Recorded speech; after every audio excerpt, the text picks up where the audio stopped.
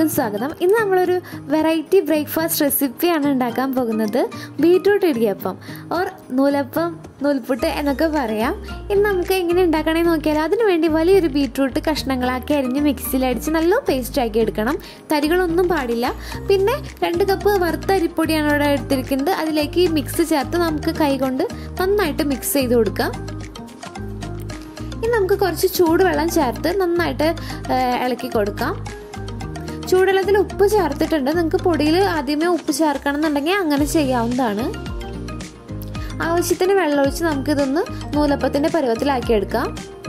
ഇനി നമുക്ക് ഈ ടൈമിൽ കുറച്ച് വെളിച്ചെണ്ണ ചേർത്ത് കൊടുക്കാം. ഒന്ന് ഒട്ടിപ്പിടിക്കാണ്ടിരിക്കാൻ വേണ്ടിയിട്ട് ഒരു 1/4 ടേബിൾ സ്പൂൺ വെളിച്ചെണ്ണ ഞാനിവിടെ ചേർക്കുന്നുണ്ട്. അപ്പോൾ ഇവിടെ നന്നായിട്ട് സെറ്റായിട്ട് വന്നിട്ടുണ്ട്.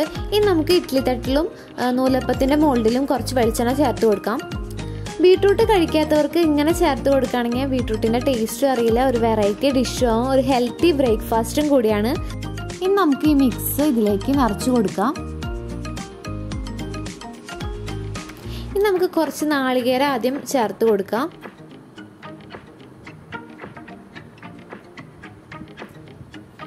ഇനി നമുക്കിതൊന്ന് പ്രസ് ചെയ്ത് കൊടുക്കാം. അപ്പോൾ നൂലപ്പത്തിൻ്റെ ഇത് സെറ്റായിട്ടുണ്ട്.